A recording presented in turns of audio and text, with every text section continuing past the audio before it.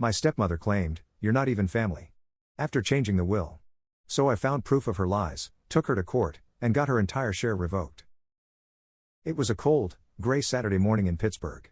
Diane was flipping through the channels, our 2 kids were bickering over cereal, and I was standing at the stove, trying to pretend that burnt toast could pass as breakfast. Just another weekend.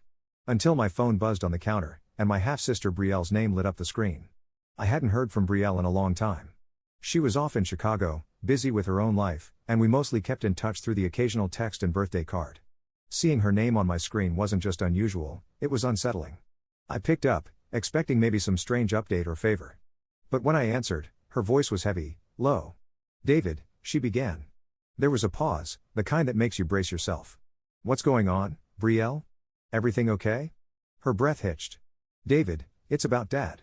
I didn't know what to say. My father and I were close once. But after he'd married Frances, things changed. I kept a distance from him after that, mostly to keep my sanity intact, and it had been a year since we'd spoken. He'd insisted on living alone in the old house in Philadelphia, clinging to his independence. "What happened?" I asked, my voice quieter than I expected. "He's gone," Brielle said, almost in a whisper. "He passed away a couple of nights ago. Heart attack." Frances found him. I froze, hand gripping the phone so tight I thought I'd snap it in half. Dad was gone. Just like that. A million thoughts raced through my head, guilt, mostly. I'd meant to visit him, especially since I knew he wasn't getting any younger. But there was always work, always some excuse that seemed more important at the time. And now he was gone. I can't believe it. I didn't even. I trailed off, unable to put it into words. "She didn't tell you?" Brielle's voice was sharp, almost bitter. "No. I haven't heard a thing from Frances." I could feel anger rising up, hot and unsettling. Brielle gave a dry, humorless laugh. "Of course not. She told me just yesterday, almost as an afterthought. Didn't even ask if I wanted to help with the arrangements. Just told me the funeral would be next week, and that I could show up if I wanted." The whole thing felt wrong. Dad would have wanted us involved, he was a stubborn man, but he cared about his family. And it struck me, then, how little Frances seemed to care. Like she'd been waiting for this. "Do you think she did this on purpose?"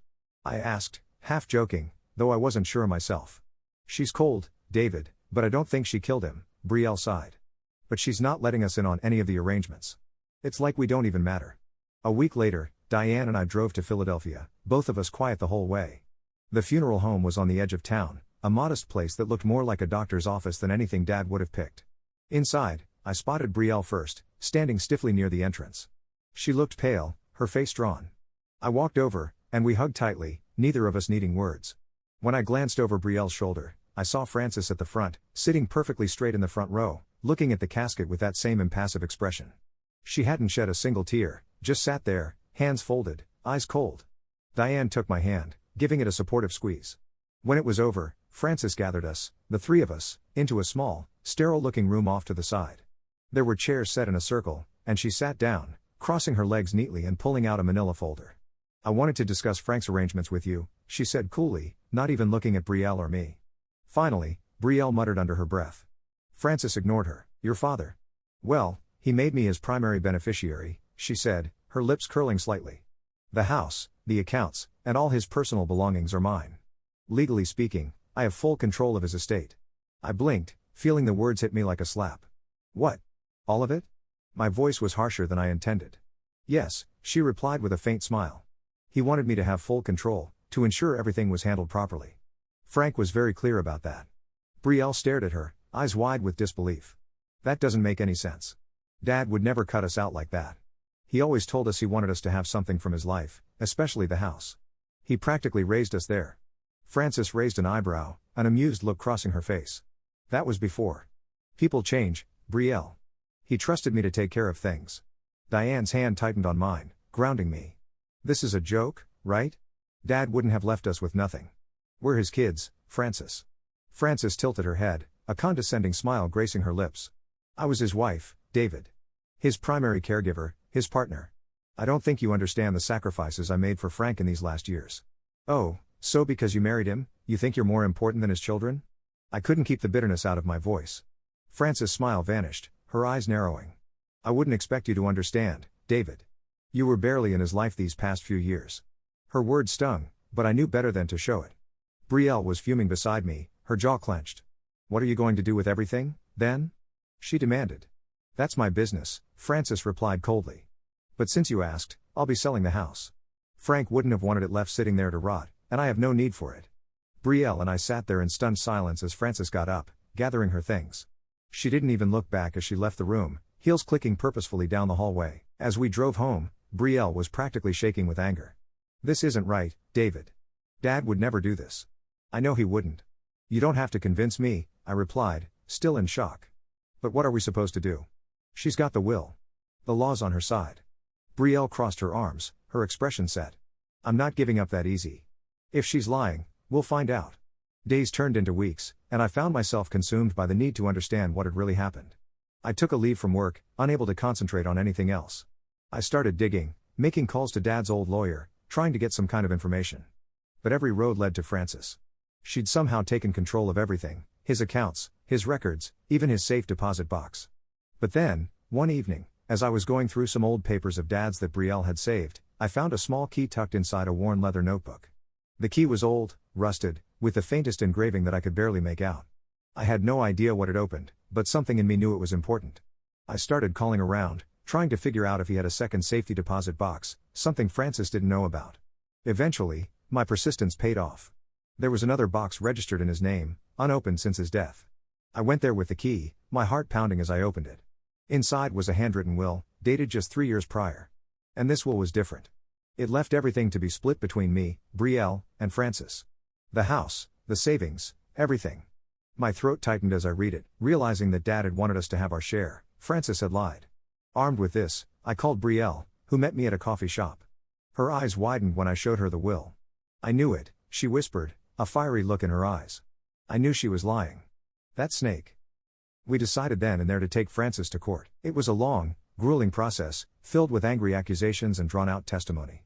Frances fought like a woman possessed, throwing every insult she could muster, trying to paint us as greedy and ungrateful. On the last day of the trial, Frances took the stand, her face flushed with anger.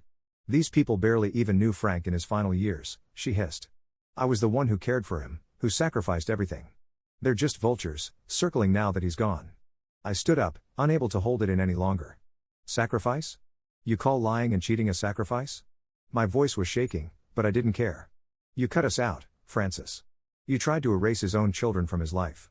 Frances glared at me, her face twisted with fury. You're not even family. Not to me, and not to Frank.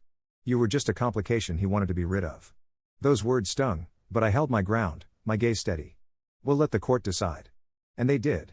The judge ruled in our favor, acknowledging the validity of the older will.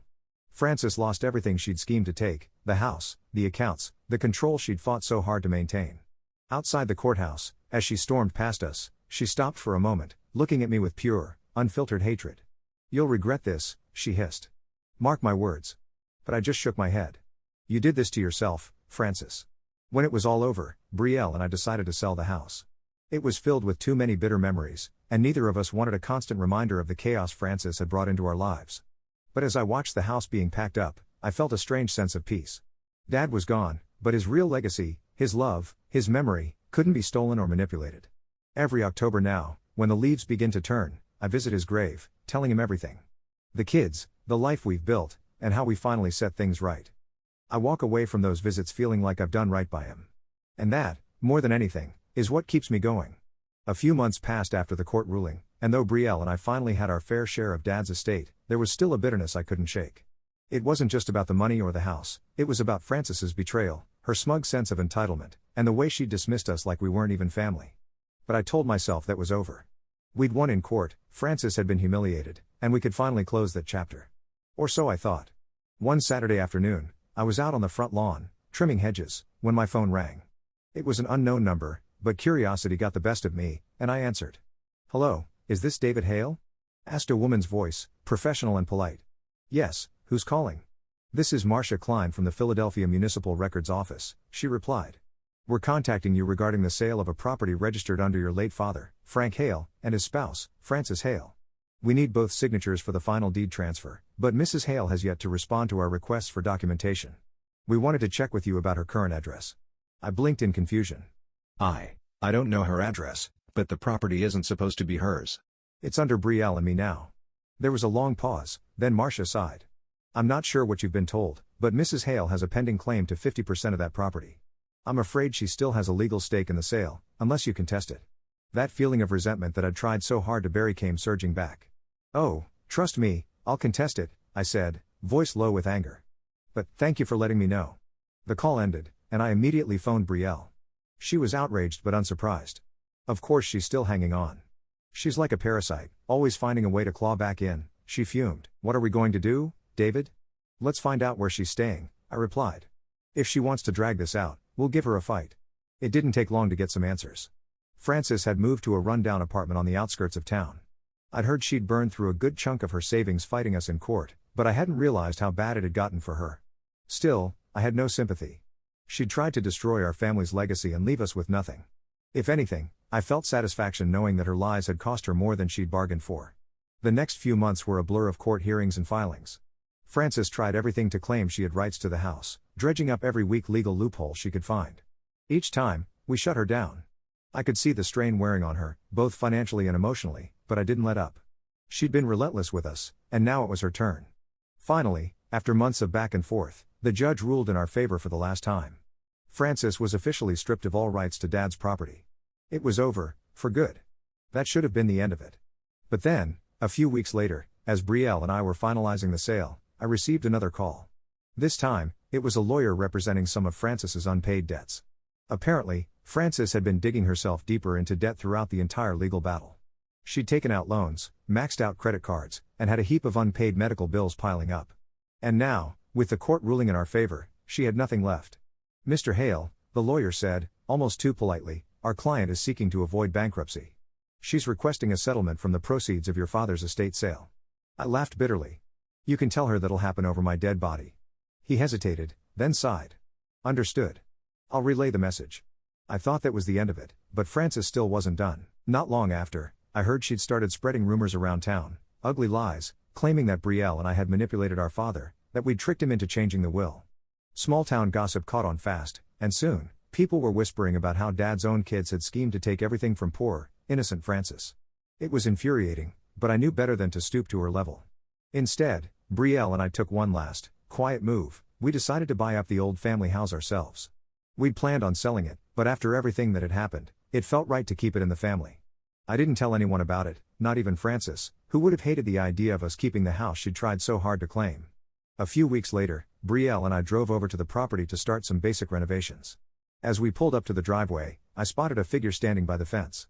Frances. She was staring at the house, her face tight, her expression a mix of bitterness and desperation. When she saw us, she glared, a fire in her eyes that made her look like a woman on the edge. What are you doing here, Frances? I asked, trying to keep my tone civil, though it was hard. She looked at me with contempt, her voice a low hiss. I should be the one living here, not you. I was Frank's wife. I should have had everything.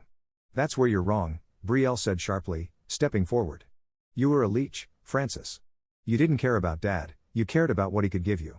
And you're paying for it now. Frances scoffed, crossing her arms defiantly. You don't understand anything. I did everything for Frank. I gave him everything. And now you're standing here, acting like you're the victims. I shook my head, unable to feel any sympathy. Dad made his choice, Frances. You lied, you tried to cheat us, and you lost. This house was never yours, and it never will be. She glared at us, her face twisted with anger. I hope you're happy, you took everything from me. No, Frances, I replied coldly. You took everything from yourself. This is on you. For a moment, Frances just stood there, her face pale, her hands shaking. Then, without another word, she turned and walked away. That was the last time I ever saw her. Over the next few months, Brielle and I worked together to fix up the house, transforming it back into the home we remembered from our childhood. It took time, but with each coat of paint, each repaired floorboard, it felt like we were putting the pieces of our family's legacy back together. Frances's shadow faded, and the warmth of our memories filled the space once again. On the day we finally finished, Brielle and I stood in the living room, looking around with a shared sense of peace. We'd fought, we'd endured, and we'd come out stronger. This house, this legacy, it was truly ours now. That evening, I sat on the front porch, watching the sun set over the yard where Dad used to plant roses every spring. I thought of him, of everything he'd taught us, and I felt a quiet sense of closure. Frances was gone, her schemes backfired, her lies exposed, and her life scattered in the ruins she'd created herself. As the last light faded, I leaned back, content, knowing that this house, and everything Dad had left us, was finally where it belonged. In the hands of family.